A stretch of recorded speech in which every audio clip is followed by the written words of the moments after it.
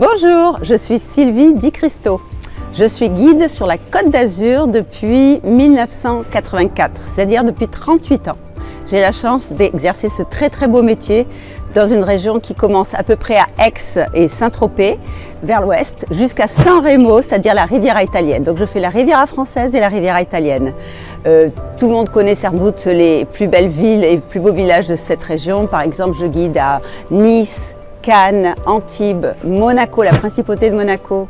Je guide aussi dans de très beaux villages comme Tourette-sur-Loup, Èze, Saint-Paul-de-Vence, Gourdon, enfin une multitude d'endroits magnifiques. J'ai la chance de venir de Marseille où j'ai fait mes études, j'ai passé mon BTS, j'ai eu ma carte de guide et j'ai découvert Nice par hasard en venant passer mon examen ici. Et je suis tombée amoureuse de Nice et de la Côte d'Azur et j'ai décidé que ça serait l'endroit où j'exercerais ma profession de guide. Pourquoi ai-je voulu être guide? C'est une question qu'on me pose souvent. En fait, je crois qu'aussi longtemps que je me rappelle, j'ai toujours voulu faire ce métier. C'est-à-dire que j'ai voulu communiquer ma passion et transmettre mon savoir en histoire, par exemple, en histoire de l'art, en toutes les matières qu'on a ici, à des personnes. Donc, surtout dans les langues étrangères, parce que j'étais très bonne en langue étrangère à l'école. Donc ma passion, ça a vraiment été de parler en langue étrangère, de communiquer avec des étrangers, de leur montrer tout ce que j'ai ici, tout ce que j'ai la chance d'avoir autour de moi, cette magnifique Riviera. Donc voilà, je pense que pour être une bonne guide, il faut s'adapter, c'est la flexibilité. Moi je dis toujours, mon deuxième prénom c'est flexibilité. Parce que si vous ne vous adaptez pas à la sorte de clientèle que vous avez, eh bien vous pouvez rater un tour. Il faut être à l'écoute des gens. Les gens ne doivent pas être à votre écoute à vous, mais c'est vous qui devez les écouter et qui devez vous adapter. S'ils veulent un tour rapide, faites un tour rapide. S'ils veulent un tour long, plus long. S'ils veulent plus d'architecture, plus. Vous voyez, vous devinez en quelques instants ce que l'attente de vos clients et vous réalisez cette attente. Vous faites un tour personnalisé pour chaque client. Donc du coup, chaque tour est unique. Et vous avez répondu à leur attente et ils sont contents. Voilà, moi, mon plus grand bonheur, c'est de voir mes invités ou mes clients à la fin de la journée dire « Ah, vous étiez formidable, on a eu un super tour » et ils vont s'en rappeler. 10 ans après, les gens me rappellent et me disent « Vous étiez notre guide il y a 10 ans, on voudrait encore un tour avec vous ». Et ça, c'est mon plus grand bonheur. Alors, des anecdotes, j'en ai plein. Mais bon, en quelques mots, par exemple, un jour, le matin, je rencontre un couple d'Afrique du Sud et le soir même, ils m'invitent chez eux en Afrique du Sud. Et quelques mois après, je suis allée chez eux. J'ai passé 3 semaines chez eux en Afrique du Sud alors que je les ai rencontrés qu'un jour. Et à l'aéroport, je me rappelais même plus à quoi ils ressemblaient. Du coup, je les cherchais, je me disais pourvu qu'ils soient là. Ou alors, un groupe magnifique, un groupe de Français que j'ai eu. On arrive dans un restaurant et un groupe juste avant nous avait mangé notre repas. Donc on arrive un peu plus tard, en retard, et notre repas a été mangé et donc il a fallu se débrouiller, sortir les surgelés de la cuisine et préparer un repas pour 30 personnes à la dernière minute et les gens étaient ravis et m'ont tous félicité. « Oh, vous êtes extraordinaire, c'est incroyable ce que vous avez fait ». Et ma troisième anecdote, c'est un groupe écossais assez haut de gamme, avec des moyens financiers certains, invité pour le Grand Prix de Monaco. Et chaque jour, on explore un endroit différent. Et par contre, ils ne sont pas du tout intéressés par l'aspect culturel. Ils veulent juste boire des bières dans un bar. Donc on va partout, et partout on boit des bières dans chaque endroit. Et une des excursions, c'est Saint-Tropez. Donc on y va par la route et ils trouvent ça trop long. Arrivé à Saint-Tropez, ils me disent « Sylvie, il faut que vous fassiez quelque chose pour nous. Trouvez-nous un hélicoptère pour rentrer. On n'a pas envie de se retaper la route, c'est trop long. » Alors en un quart d'heure, je leur ai trouvé un hélico privé qui a décollé de Saint-Tropez, bien sûr j'étais de la partie, et on est revenu à Monaco en hélicoptère. Voilà, ça c'est les bonheurs, les choses incroyables de ce métier où vraiment on vous demande des choses, c'est inattendu, hein, et puis c'est un vrai bonheur de leur faire plaisir et ils étaient tellement contents et ça a été vraiment génial.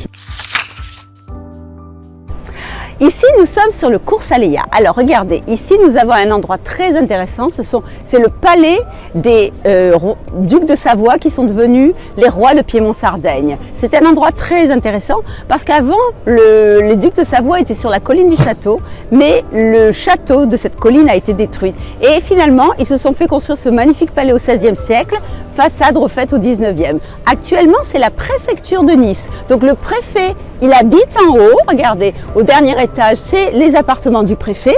Et dessous, où il y a les rideaux blancs, eh bien, nous avons les salons de réception de Nice. Nous avons les salles de banquet, de réception. Et c'est vraiment très très beau avec des fresques de Jules Chéret. Et maintenant, regardez, de l'autre côté, je voudrais vous montrer ces escaliers qui sont plus utilisés actuellement, mais qui permettaient avant d'aller sur ce toit terrasse qui a été construit vers le XVIIIe siècle, au moment où on va détruire les remparts de Nice. C'est Louis XIV qui va les détruire, puisqu'il veut assiéger Nice et une fois qu'il assiège la ville, il veut démolir toutes les fortifications, donc le château et les remparts.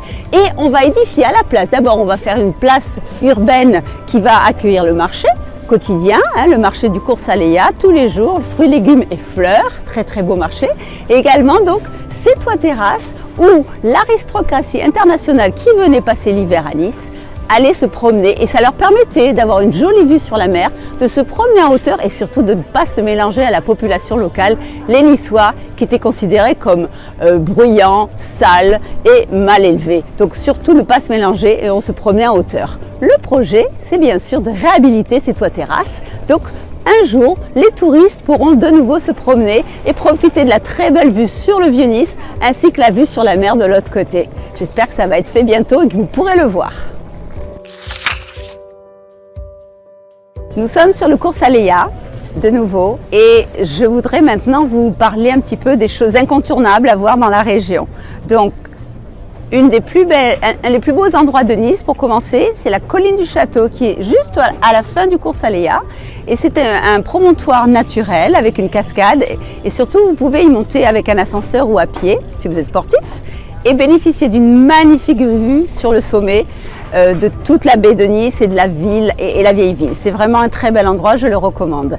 Si vous sortez hors de Nice, eh bien je vous recommande de parcourir les 3 corniches. Vous avez 3 corniches au choix, la basse, la moyenne et la grande corniche. Et elle parcourt beaucoup de kilomètres sur la côte de Nice à Menton. Donc de Nice à Menton, vous allez pouvoir admirer un panorama incroyable avec par exemple la rade de Villefranche qui est spectaculaire, Cap Ferrat qui est un des endroits les plus chers de la planète, ou la jolie petite ville de Beaulieu, Cap d'Aille, bien sûr l'incontournable Principauté de Monaco, ou Menton qui est une des plus belles villes de France. Et ceci sur les 3 corniches. Donc n'hésitez pas, c'est un endroit magique, hors du temps, où vous allez avoir des vues exceptionnelles. Maintenant, si vous voulez aller dans des endroits où il y a moins de monde, eh bien, je vous conseille des petits endroits secrets qui pour moi ont beaucoup de valeur. Par exemple, Saint-Jean-Cap-Ferrat, le port de Saint-Jean-Cap-Ferrat, qui est juste au milieu du Cap et qui est un endroit magique, très calme et préservé, moins touristique, ainsi que le village de Valbonne, qui est un village du XVe siècle, qui est complètement différent des villages perchés typiques comme Èze ou Saint-Paul-de-Vence, et qui a une atmosphère, une ambiance vraiment, vraiment particulière que j'aime beaucoup. Donc ce sont des petits endroits un petit peu secrets, où j'aime aller, où j'aime amener des clients, des touristes, et où la surprise est totale, parce qu'on ne s'attend pas du tout à un endroit pareil. Voilà mes petits coups de cœur. Moi, je travaille avec un minivan et j'ai donc la place pour 7 personnes et moi comme chauffeur, je suis guide chauffeur, j'ai un van Mercedes très confortable et je fais des tours privés à la carte. Chaque tour est unique, différent selon ce que vous voulez voir et c'est une expérience vraiment unique de pouvoir découvrir la Côte d'Azur et ses endroits secrets avec un van privé et une guide locale qui connaît bien la région. Alors n'hésitez pas, venez me voir, je suis là toute l'année, prête à vous accueillir et vous montrer mes endroits secrets et préférés. À bientôt!